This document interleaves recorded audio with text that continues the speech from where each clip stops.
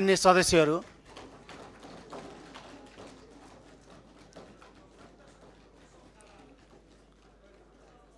विपक्षी बेन्चतर्फका मान्य सदस्यहरूले सदन नचलाउनुहोस् भनिरहनु भएको छ। सबै दलले आफ्नो कुराहरू राखिसक्नुभयो अनि सत्तापक्षबाट विपक्षीबाट पनि आकस्मिक समयमा समय माग्नु भएको छ। त्यो पनि जनताकै मुद्दा होला। जनताकै मुद्दाको विषयमा अन्य सार्वभौम सांसदहरूले बोल्न चाहँदाखेरि उहाँहरूलाई समय नदिने। मैले त विपक्षी बेन्चतर्फ सबैलाई समय दिएँ, यहाँले आफ्नो कुरा राख्नुभयो। अन्य मान्य सदस्यहरूले पनि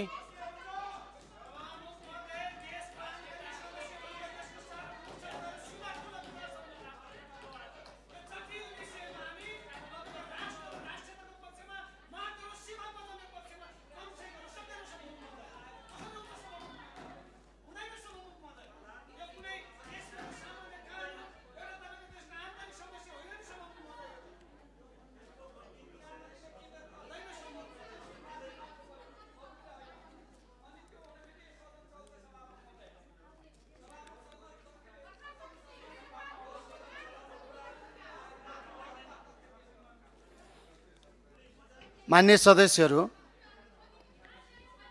आज हामीले हाम्रो कार्यसूचीमा केही विषयहरू छन्। हिजैदेखि विपक्षी दलका नेताले बोल्न समेत समय मागिरहनु भएको छ। मेरो त्यता पनि ध्यान आकर्षण छ। त्यसकारणले यहाँहरूले मान्य सदस्यहरूले आफ्नो कुरा राख्नुभयो, त्यो मलाई ध्यान आकर्षण भएको छ। सभामुखको ध्यान आकर्षण भएको छ। त्यसकारणले मान्य सदस्यहरू बसेर सभा सञ्चालन गरौँ, कार्यसूचीमा प्रवेश गरौँ। त्यसपछि यहाँहरूले राखेका विषयहरूमा मेरो ध्यान आकर्षण भइसकेपछि त्यसपछि यसका प्रक्रियाहरू, यसका विषयमा छलफलहरू हुने नै त होला। त्यसकारणले मान्य सदस्यहरूले आफ्नो कुरा राख्नुभयो, मैले सुने। त्यसकारणले मान्य सदस्यहरूले चाहिँ आजको कार्यसूचीमा प्रवेश गरेर हामी बजेटको छलफलमा अगाडि बढ्नुपर्ने छ।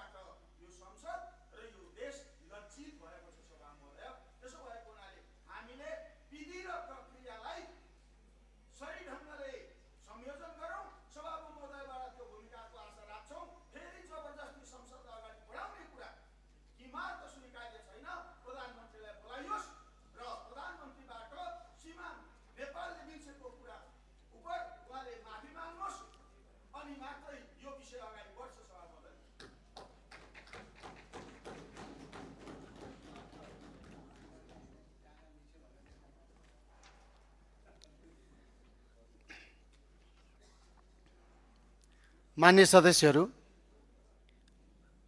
मेरो इच्छा, मेरो चाहना हुँदैन मान्य सदस्यहरूलाई पेलेर सदन चलाउने।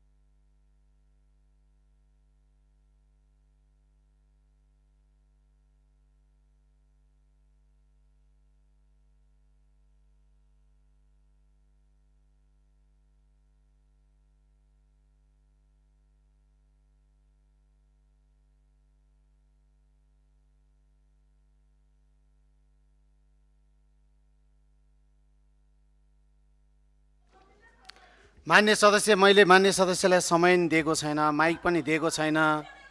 मान्य सदस्य एकहोरो बोलिरहनु भएको छ। समय माग्नु भए त म समय दिइहाल्छु मान्य सदस्यलाई। के विषयमा बोल्न चाहनुहुन्छ, समय माग गर्दा सभामुखले समय दिइहाल्नुहुन्छ।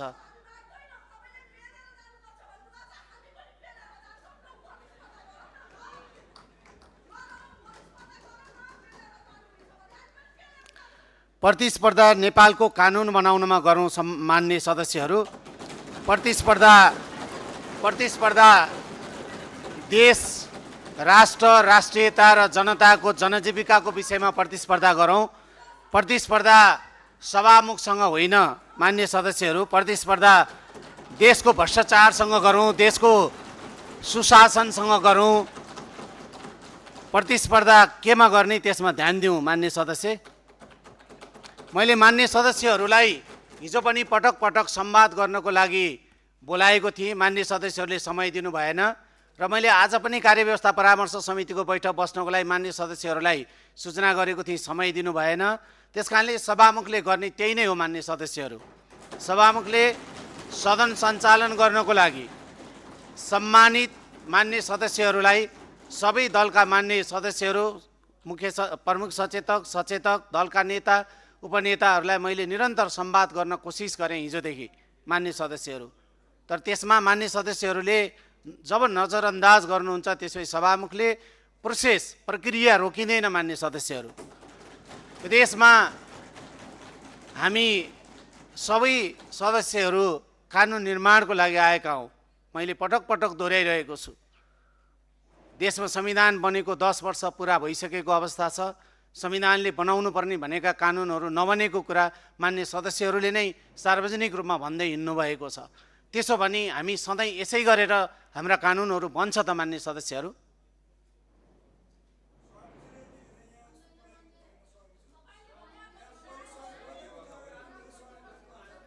मान्य सदस्यहरू बस्नुहोस्, कार्यसूचीमा प्रवेश गरौँ।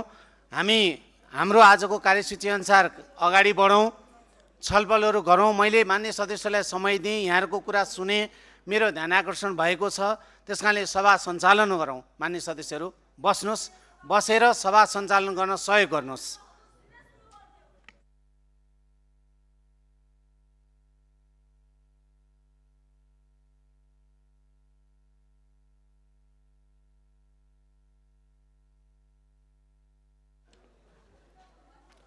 मान्य सदस्यहरू, संसदीय प्र्याक्टिस, हाम्रो संविधान नियमावली, हाम्रा प्र्याक्टिसहरूलाई हेर्दाखेरि हामी विधेयकहरूमा छलफलहरू गर्छौँ, त्यसपछि त्यहाँ संशोधन मागिन्छ। संशोधन मागिसके पछाडि संशोधनहरू पर्छ र संशोधनहरू आइसके पछाडि त्यसको समितिमा पठाउने कि सदनमै दफावार छलफल गर्ने भनेर छलफलहरू हुन्छ। र हिजो पनि भएको के थियो त भन्दा दफावार छलफल यहीँ संसदमा गर्ने भनेर मान्य सदस्यहरूले पास गर्नुभएको थियो यही हलबाट। त्यही स्वरूप हामी अगाडि बढ्यौँ। र मान्य सदस्यहरू, सभामुखले निर्णयार्थ मात्र पेश गर्न सक्छ। सभामुखले ती संशोधित बुँदाहरू स्वीकार गर्ने या अस्वीकृत गर्ने भनेर मैले यही सभालाई छोड्ने हो मान्य सदस्यहरू।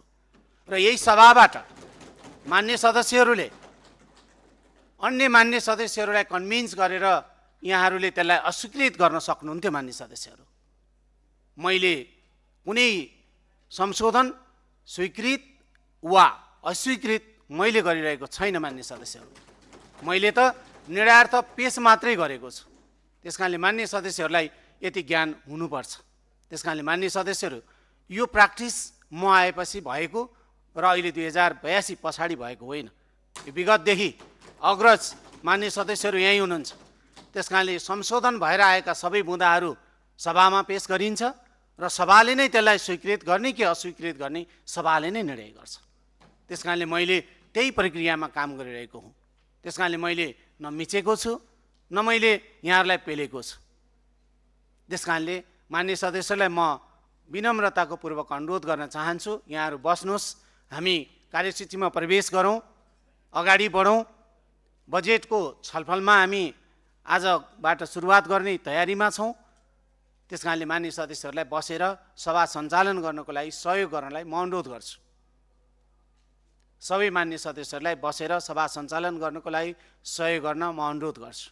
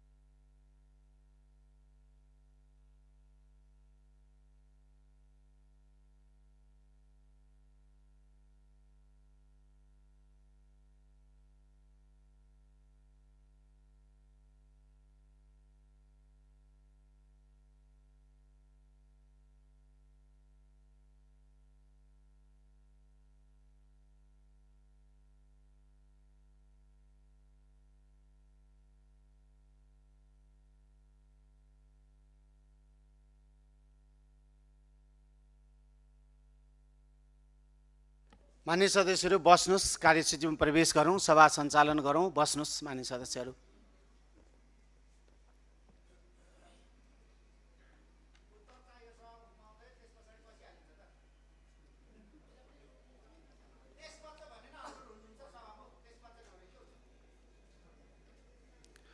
मान्य सदस्यहरू, अब यो बैठक आजै 15 मिनेटको लागि स्थगित हुन्छ।